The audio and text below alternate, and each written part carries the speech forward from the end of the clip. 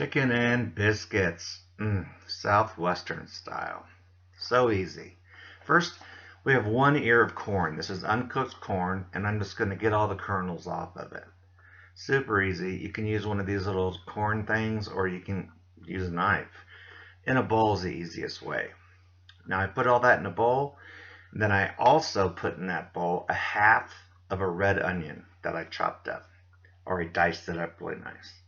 This is 1 jalapeno, and that's one little piece thought it was getting away, but I caught it.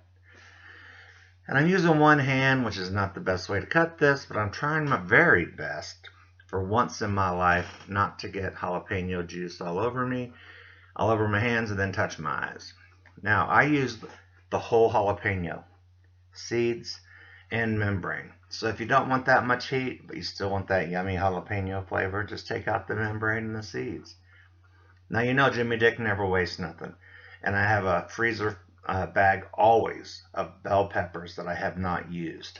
So I'm using less than 1/4 of a cup, but it's just for color and flavor. So I'm doing red and green bell pepper. What I love most about having these in the freezer is they're available for any use whatsoever. I love it. So we're going to chop these up. Now remember, I don't know why, but the red chop up so much easier than the green. The green, once you put a chop through it, it likes to jump off your board like a firework. It's insane. Now I'm going to use my little scraper and put it in the bowl with everything else, and we're going to move on to the next step, which I have a feeling you're going to really enjoy. Wonder why that could be. Could it be bacon? Oh yeah, bacon. Love me some bacon. This is just 2 pieces of bacon that I'm going to slice into lardons. And what says Southwestern more than the French word lardon? So I'm just going to cut these into little lardon strips, and we're going to throw them in a skillet, and we're going to render all that fat off and cook them till they're crispy. Here we go into the pan, and booyah, here they are crispy. Isn't that amazing? So I'm going to take these out, and I'm going to put them on a little paper towel action, get the rest of that fat off of it, which I'm not really sure why I did that, because we need the fat. Anyway, you can look in the pan, and you can see I'm not really leaving a whole lot of fat behind. I mean, it was just 2 slices of bacon after all. So we're going to add us a good tablespoon of butter. And why do we need to do that? Well, we're going to cook all of our veg in there. And we need the butter to help cook the veg. And then we're going to add flour to it later, and that's going to need that butter in there to stick to everything. So, in goes our peppers, our jalapeno, our onion, and our corn. We're going to stir this around and saute it until all of our vegetables are cooked and tender. And we want our onions to start to get soft and translucent. And we're going to keep stirring it. The smell is incredible, I'm here to tell you. Now we're going to season it up with 1 pinch of salt and 2 pinches of black pepper. Super easy. Again, salt and pepper to taste. It's your call.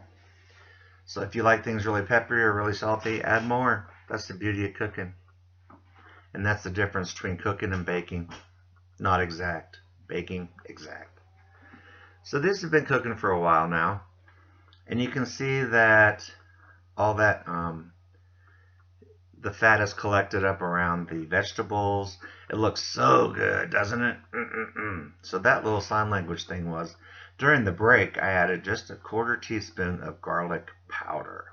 I thought it needed it, and I forgot to add it earlier. So, and trust me when I say garlic powder, good stuff.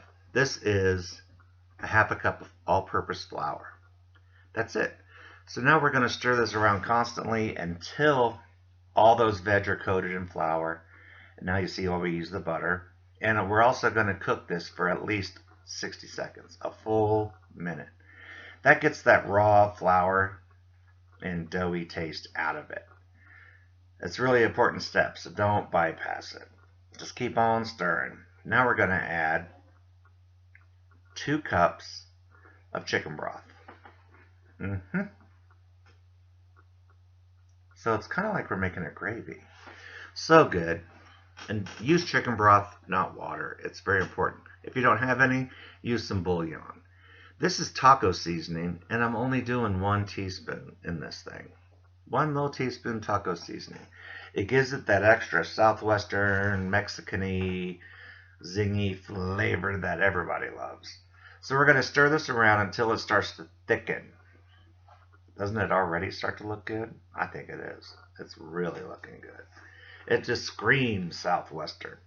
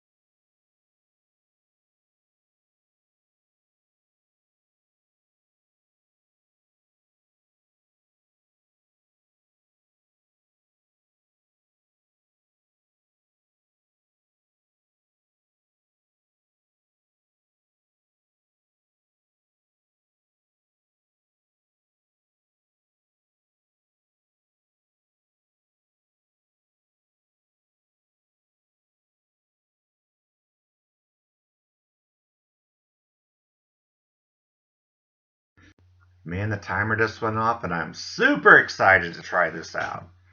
The house smells wonderful. And why? Here's your culprit right here. Would you just look at that? Look at it bubbly goodness down below. I mean, just look right at it. Beautiful biscuits. They were cooked all the way through. Oh, if I only had a spoon. Don't you wish you had a spoon? I bet you do. But check it. I really do. Let's scoop one of these out. Let's scoop us out our first helping of two. We had to have 2 helpings of this. Get us a little plate action. Scoop it out. Look at this. The gravy is so good. It's so flavorful. Full. of just deliciousness. I really, really, really hope you try this one out. It is so good, and you saw it was easy.